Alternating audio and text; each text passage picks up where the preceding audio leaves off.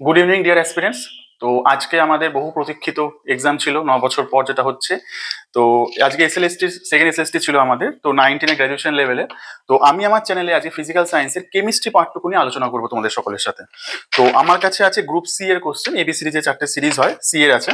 তো সি এর first question আমি এখান থেকে ফিজিক্স কেমিস্ট্রির মধ্যে কেমিস্ট্রি পোর্শনটুকু নিয়ে আলোচনা করবো। তো সেক্ষেত্রে প্রথম প্রশ্ন আছে আমাদের পিএইচসিএইচও থেকে বেঞ্জালডিহাইডকে 50% জলীয় এনএইচ এবং এইচসিও।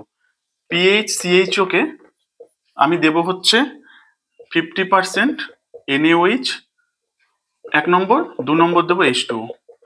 এটা কি আমাদের ক্যানিজারো রিয়াকশন। ক্যানিজারো রিয়াকশন হলে প্রোডাকশন পাবো কি PHCH2OH প্লাস PHCOOH। এটা এনে থাকতো, যেহেতু 2 নম্বর H2O দিচ্ছি, এটা এটা রিপ্লেস হয়ে যাবে PHCOOH। ঠিক, তাহলে 1 নম্বর কন্ডিশনের উত্তর গেল হচ্ছে আমরা পাবো এটা আর দিস ওয়ান। ঠিক, 2 নম্বর কোশ্চেন দেখি। আমি প্রশ্ন বোর্ডে এখান থেকে যেগুলো আছে সেখান থেকে কেমিস্ট্রির পটটা শুধু আলোচনা করব। 2 নম্বর বলছে জামা কাপড় পরিষ্কার করতে ডিটারজেন্ট সাবান ব্যবহার করার কারণ। তার কারণ কি? এখানে আছে 4টে অপশন। জলীয় দ্রবণের পৃষ্ঠটান কমায়, জলীয় দ্রবণের শক্তি বৃদ্ধি করে, আবর্জনাকে আকর্ষণ করে এবং দ্রবণের রাসায়নিক ধর্মে পরিবর্তন ঘটে। সঠিক উত্তর জলীয় দ্রবণের পৃষ্ঠটান কমায়, কারণ ডিটারজেন্ট পৃষ্ঠটান কমিয়ে সেই নোংরাটাকে বার করে আনে। 2 নম্বর গেল। তারপরে প্রশ্ন আসছে সুক্রোজ আদ্র বিশ্লেষিত হয়ে যে দুটি মনোস্যাকারাইড উৎপন্ন করে। সুক্রোজ ডাইস্যাকারাইড কি কি নিয়ে গঠিত? গ্লুকোজ আর ফ্রুক্টোজ। গ্লুকোজ কি সিএইচও পার্ট আর ফ্রুক্টোজ হচ্ছে কিটোন পার্ট, অ্যালডিহাইড আর কিটোন। তো সুক্রোজকে তুমি আদ্র বিশ্লেষিত করলে একটা পাবে ডি গ্লুকোজ, একটা পাবে ডি ফ্রুক্টোজ। তারপরে অপশন আসছে গ্যাসের গতিতত্ত্ব অনুসারে গ্যাস অণুগুলির গড় গতিবেগের রাশি। গড় গতিবেগ, গড় গতিবেগকে আমি ডিনোট করবো হচ্ছে সি বার দিয়ে। সেটা মান কি হবে 8RT/πm√/। ঠিক, অপশন ডি। তারপর বাবা হচ্ছে অ্যাসিটামাইডকে Br2 এবং জলীয় এনএইচের সাথে বিক্রিয়া করলে কি হবে? তাহলে অ্যাসিটামাইডকে আমি এটা বুঝি, অ্যাসিটামাইড হচ্ছে CH3CONH2। এটাকে আমি দিচ্ছি হচ্ছে Br2 আর NaOH। তো এটা কি হফম্যান ডিগ্রেডেশন, এক ধাপ কমবে। কি হবে CH3NH2 প্রাইমারি অ্যামিন। ঠিক আছে, মিথাইল অ্যামিন উৎপন্ন হবে। তারপরে আসছে অক্সিজেন স্টেট। অক্সিজেন স্টেট কার কার আছে? অক্সিজেন স্টেট আছে Cl2O, Cl2, ClO3-। তাহলে এখানে ক্লোরিন অক্সিজেন স্টেট কত? 0। এখানে কত? এখানে যদি আমি 2x - 2 = 0, তাহলে x = কত? +1। এর ক্ষেত্রে কত? x + 3 × -2 = -1, তাহলে x - 6 = -1, x = -1 + 6 কত হবে? +5। এর অক্সিজেন স্টেট হবে ক্লোরিনের +5, তাহলে +1 0 5, অপশন ডি 12টা। তারপরে বলছে সম তাপমাত্রা এবং সমচাপে 16 গ্রাম অক্সিজেন এবং x গ্রাম হাইড্রোজেন গ্যাস একই আয়তন ধারণ করেছে। তাহলে 32 গ্রাম মানে 1 মোল, তাহলে 16 গ্রাম মানে কত? 0.5 মোল। ঠিক, বুঝতে অসুবিধার জন্য হবে না, 0.5 মোল এটা। তাহলে আমাকে বলছে একই আয়তন দখল করছে x গ্রাম হাইড্রোজেন, তাহলে 2 গ্রাম হাইড্রোজেন মানে হচ্ছে 1 মোল, তাহলে 1 গ্রাম হাইড্রোজেন মানে কত? 0.5 মোল। তাহলে উত্তর হবে কি 1 গ্রাম, একই আয়তন দখল করেছে। তারপরে আসছে নিম্নলিখিত যৌগগুলির মধ্যে কোনটি সিস ট্রান্স সমবায়বতা দেখায়? 4টে অপশন আছে আমার, 1 বিউটিন, 2 বিউটিন, সাইক্লোপ্রোপেন, অ্যাসিটোন। আমার simple easily C double bond C bond H CH3 bond H CH3। তাহলে এটা কি সিস, আর এই দুটো যখন অপোজিটে থাকবে, যখন এখানে CH3 থাকবে, তখন এটা হয়ে যাবে ট্রান্স। তাহলে 2 বিউটিন শো করবে আমাদের সিস ট্রান্স।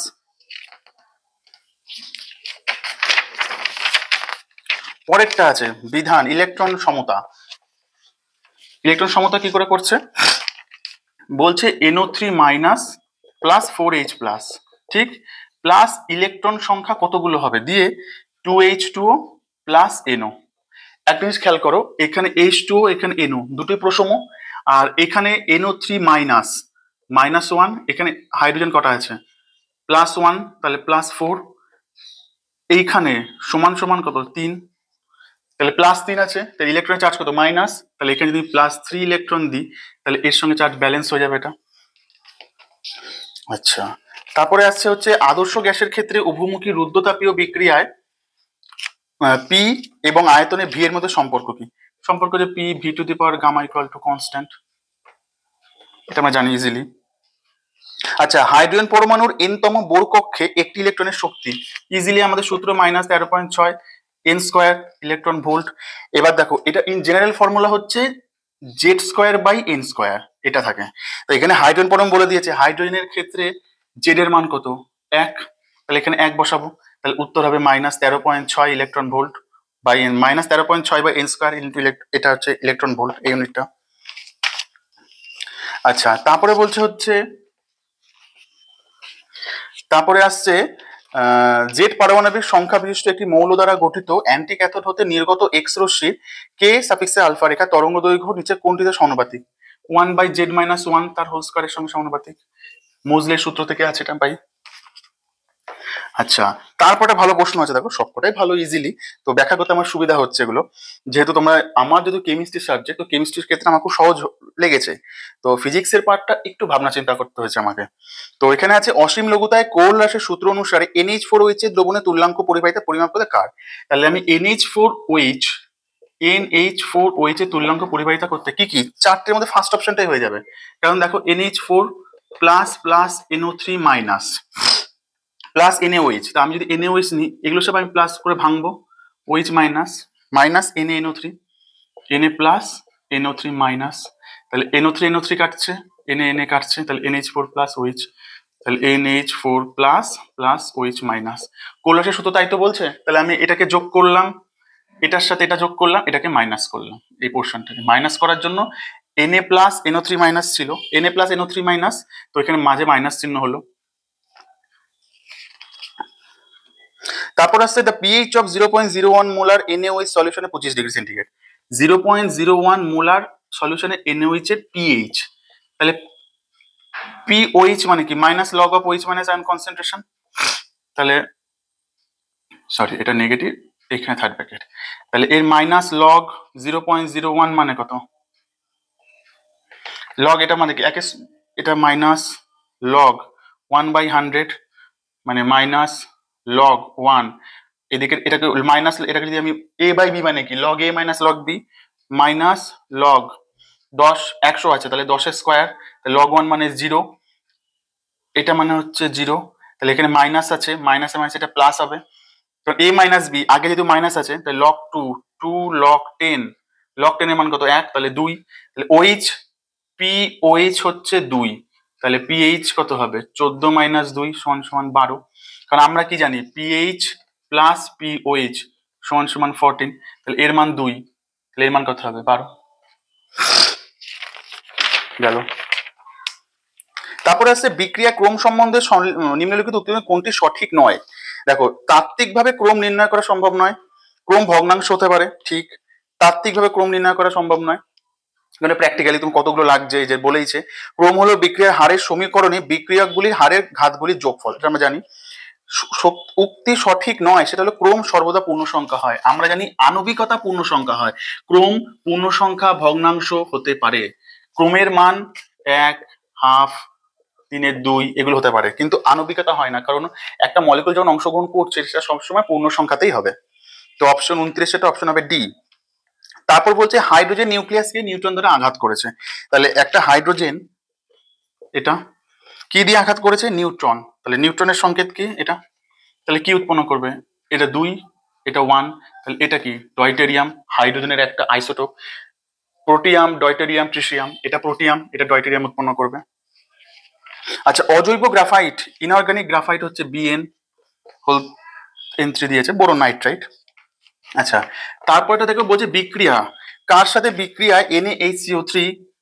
NaHCO3 সঙ্গে কার বিক্রিয়া করলে CO2 গ্যাস নির্গত হবে, CO2 গ্যাস নির্গত হবে, তাহলে এখানে অপশন আছে acidic acid, ethylamine, acetone, ethyl alcohol, আমি অ্যাসিডিক অ্যাসিড নেব, তার কারণ কি, দেখো অ্যাসিডিক অ্যাসিডের সাথে কি বিক্রিয়া করে, এটার সঙ্গে কি হবে, CH3COO minus plus H plus, এখানে Na প্লাস HCO3 মাইনাস, তাহলে আমি যদি এটাকে ভাঙি CH3COO minus plus H plus, এখানে Na plus plus HCO3 minus, ঠিক, এই অ্যানায়ন এই ক্যাটায়ন যোগ হবে, দুয়ে তৈরি করবে কি CH3COO Na, ঠিক আছে, প্লাস এখানে পড়ে থাকতে কি H প্লাস, এখানে H প্লাস আর এখানে HCO3 মাইনাস, এইখান থেকে এটা যোগ হবে H2O plus CO2, H plus আর এটা, এই দুটো এখান থেকে সিও এর অক্সিজেন বেরোবে, এখান থেকে CO2 হবে, এটা এর সঙ্গে যুক্ত হয়ে H2 তৈরি করবে।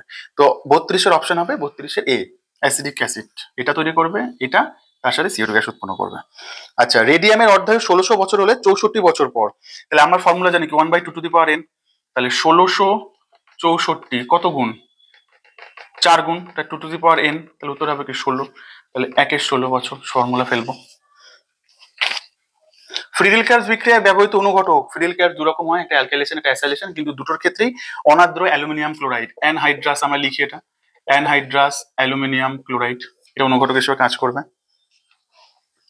তারপরে বলছে অম্ল বৃষ্টির জন্য কোন অ্যাসিডটি দায়ী নয়, acidic acid, H2SO4, H2SO3, HNO3। আমরা জানি অম্ল বৃষ্টির প্রধান কারণ হচ্ছে কলকারখানাতে নির্গত ধোঁয়া, তা সেখানে সালফার ডাইঅক্সাইড, নাইট্রিক অক্সাইড সব থাকে, সেখান থেকে জলের সঙ্গে বিক্রিয়া করে H2SO4, H2SO3, HNO3 উৎপন্ন করতে পারে নাকি অ্যাসিডিক অ্যাসিড, 37-এর অপশন হবে A। আচ্ছা, তারপরটা খুব ভালো প্রশ্ন দিয়েছে, তারপরটা বলছে নিম্নলিখিত যৌগের মধ্যে কোনটির ক্ষেত্রে অ্যারোমেটিক ইলেকট্রোফিলীয় প্রতিস্থাপন বিক্রিয়ার হার সর্বাধিক। ইলেকট্রোফিলিক ধরো NO2+, এটা হচ্ছে ইলেকট্রোফিলিক, তাহলে ইলেকট্রোফিলিক মানে কি এই ইলেকট্রন রিচ নয়, ইলেকট্রন রিচ হচ্ছে নিউক্লিওফাইল, এর মধ্যে ইলেকট্রন ডেনসিটি কম আছে পরিমাণ, তাহলে একটা বেনজিন রিং এ, একটা প্লেন বেনজিন রিং, একটা বেনজিন রিং এ CH3 দেওয়া আছে, আর একটা বেনজিন রিং এ NO2 গ্রুপ দেওয়া আছে, তাই তো, আর একটাতে দেওয়া আছে মেটা ডাইনাইট্রোবেনজিন, মানে দুটো NO2, এটা সমান করে দিও NO2, তাহলে এই চারটের মধ্যে কোনটার ক্ষেত্রে ইলেকট্রোফিলিক প্রতিস্থাপন সহজে হবে, তাহলে পার্থক্য কি, এটা বেনজিন রিং, এখানে একটা ইলেকট্রন ডোনেটিং গ্রুপ আছে, এখানে ইলেকট্রন উইথড্রয়িং গ্রুপ আছে, আমরা জানি ইলেকট্রন ডোনেটিং গ্রুপ যেটা, সে বেনজিন রিং ইলেকট্রন ডেনসিটি বাড়ায়, ফলে ইলেকট্রোফিলিক প্রতিস্থাপনের বিক্রিয়ার ক্ষেত্রে সহজতর হয়, তার জন্য NO2+ খুব সহজে এখানে রিয়াক্ট করবে, এক্ষেত্রে করবে না, তার কারণ কি NO2+ বেনজিন রিং থেকে ইলেকট্রনটা টেনে নিচ্ছে, তারপর যদি আমি আবার যেখানে ইলেকট্রন নেই ইলেকট্রোফাইল সেটাকে দিই, বিক্রিয়া সহজে হবে না, এটা তো সহজ হওয়ার কথাই নয়, ইজিলি হবে এটা, কারণ কি electron donating group benzene ring এ ইলেকট্রনের ডেনসিটি বাড়ায়, যার জন্য NO2 রিঅ্যাকশনের ক্ষেত্রে ফিজিবল, খুব সহজলভ্য হয়, সহজে হয়ে যায়। তারপর আসছে নামকরণ, নামকরণ কি দিয়েছে, থার্ড ব্র্যাকেটে আমি দিই platinum NH3 bromine NO2 Cl, তাহলে কি আমরা অ্যালফাবেটিক্যাল নাম, যে এর নাম কি অ্যামিন, এটা ব্রোমো, এটা নাইট্রো, এটা ক্লোরো,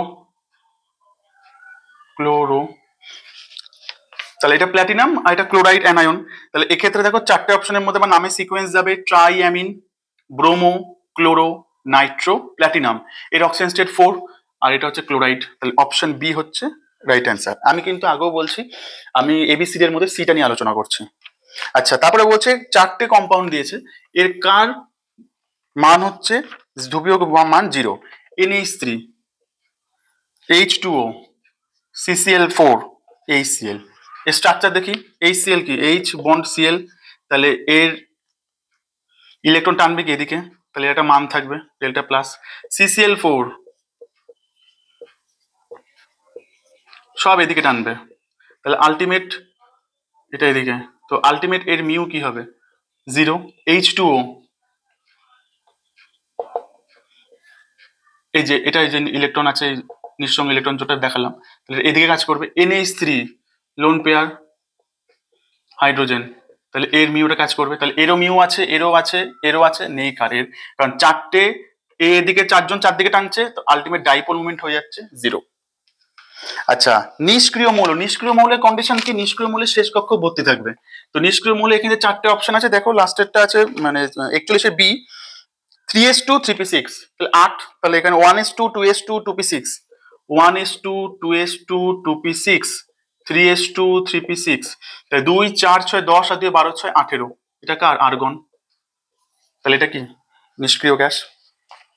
তারপরে আছে তেজস্ক্রিয় মৌল নাইট্রোজেন থেকে, নাইট্রোজেনের যে তেজস্ক্রিয় আইসোটোপ এখান থেকে উৎপন্ন হচ্ছে এটা, তাহলে এক্ষেত্রে কি, এক্ষেত্রে আমার দেখো ভর সংখ্যা একই থাকছে, পারমাণবিক ক্রমাঙ্ক এক একক কমে যাচ্ছে, তাহলে এক্ষেত্রে কি হবে, এক্ষেত্রে আমার পজিট্রন বেরোবে, এটা দেখো 6 আর 7 মিলে যাচ্ছে, 13 আর 1300 মিলে যাচ্ছে, পজিট্রন বেরোবে একটা। আচ্ছা, তারপরে আচ্ছা অ্যাসপিরিন, অ্যাসপিরিন প্রস্তুত করব কি করে,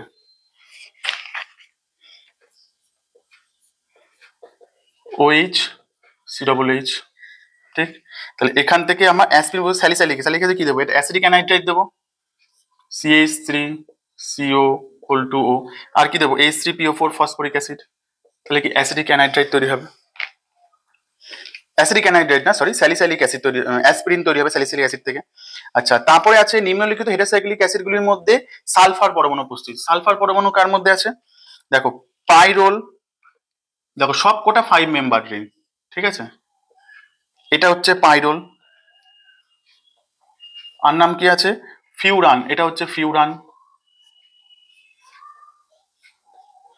সালফার। আর এটা কি পিরিডিন, পিরিডিন হচ্ছে 6 মেম্বার রিং। তাহলে তো প্রশ্ন দিয়েছে হেটারোসাইক্লিক যৌগগুলির মধ্যে কোনটির ক্ষেত্রে সালফার উপস্থিত আছে, তাহলে থায়োফিন এর ক্ষেত্রে আসছে, কারণ এর ক্ষেত্রে নাইট্রোজেন, এর অক্সিজেন, আর এর তো নাইট্রোজেন আছে। 5 মেম্বার রিং এগুলো সবাই একটা। তারপর আসছে which of the following represents the correct order of electron affinity. আচ্ছা, ফ্লুরিন, ক্লোরিন, ব্রোমিন, আয়োডিন। ফ্লুরিনের ইলেকট্রন সব থেকে বেশি আমরা জানি, fluorine, chlorine, bromine, iodine electron সব থেকে বেশি।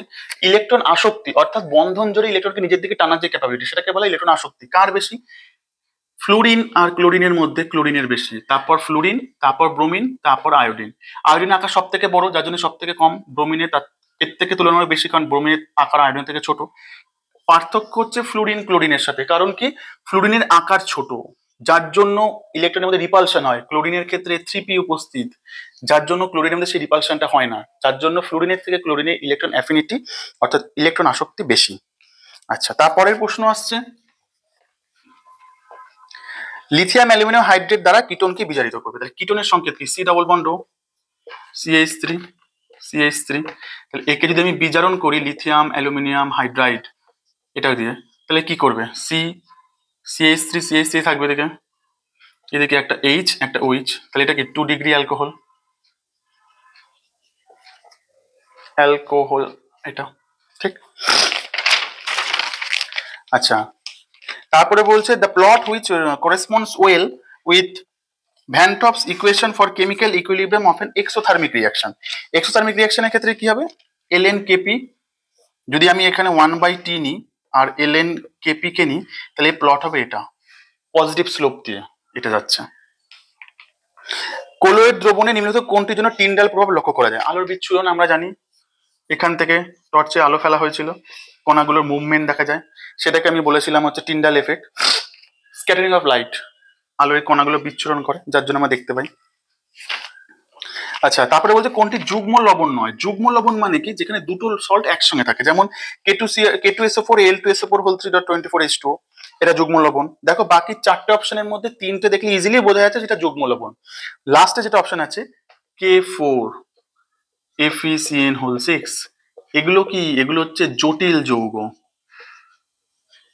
ওইগুলোও জটিল যৌগ কিন্তু ওইগুলো বাইসল্ট বা যুগ্ম লবণ, এটা নয়। আচ্ছা, তারপরে প্রশ্নটা বলছে, দেখো এটাও প্রত্যেকটা প্রশ্ন ট্রিকি এবং বেশ ভালো প্রশ্ন। বলছে which of the following salt solution will have the same value of van top factor as that of K4 FeCN6 solution at infinite dilution. K4 FeCN6, তাহলে এইখানে আমি কটা ভাঙবো, কিসে 4টে K প্লাস পাবো, একটা FeCN6 মাইনাস এটা পাবো, তো এর সঙ্গে সমান এখানে কটা 4 + 1 = 5টা। তো 4টে অপশনের মধ্যে যে ক্যাটায়ন অ্যানায়নের মান সব পাবো, কারণ ভ্যান টপ ফ্যাক্টর এগুলো যেটা আমি দেখছি সেটা হচ্ছে qualitative property number of cation অ্যানায়নের উপর ডিপেন্ড করে। তো সেক্ষেত্রে আছে Al2SO4 দেখো প্রথমেরটাই হয়ে যাচ্ছে, Al2SO4 আছে, তাহলে এখানে কি হবে 2 aluminium 3 plus plus 3SO4 2 minus, তাহলে এখানে দুটো এখানে 3টে, কাউন্ট হচ্ছে 5, তাহলে এটাই হচ্ছে অ্যান্সারের। আচ্ছা, তারপরে বলছে which among the following is the best conductor of electricity. Electricity অর্থাৎ তড়িৎ পরিবহন করার জন্য কি দরকার, ইলেকট্রন। কি কি জল আছে, filtered hot water, distilled water, filtered water, room temperature, saline water. Saline ওয়াটারে কি থাকে Na প্লাস OH মাইনাস, এটা ইলেকট্রনটাকে, এটাই কারেন্টটাকে পরিবহন করবে, তড়িৎ পরিবাহী হিসেবে কাজ করবে। লাস্ট 7 নম্বর আছে which of the following pure amine molecules no intermolecular hydrogen bonding exist. কার ক্ষেত্রে ইন্টারমলিকুলার হাইড্রোজেন বন্ডিং হয় না। ইন্টারমলিকুলার, আচ্ছা হাইড্রোজেন বন্ডিং দুটো, একটা আছে ইন্ট্রা, এটা হচ্ছে ইন্টার। ইন্ট্রা হচ্ছে একই মলিকিউলে একই, আর এটা হচ্ছে ভিন্ন বা আলাদা বা অন্য পরমাণুর সাথে। যেমন ইন্টারন্যাশনাল ম্যাচ ভারতের সাথে নিউজিল্যান্ড এক্সেট্রা। আর ইন্ট্রা হচ্ছে ভারতের মধ্যেই যেগুলো হয়, যেমন T20 নিজেদের মধ্যে খেলা চলছে। তো সেরকম inter molecular hydrogen bonding, inter condition কি কি আছে? 1 ডিগ্রি, 2 ডিগ্রি, 3 ডিগ্রি। তাহলে এটা 1 ডিগ্রি অ্যামিন CH3। তাহলে তোমরা ইজি দেখেই বুঝে যাবে স্ট্রাকচার কটা আঁকলে।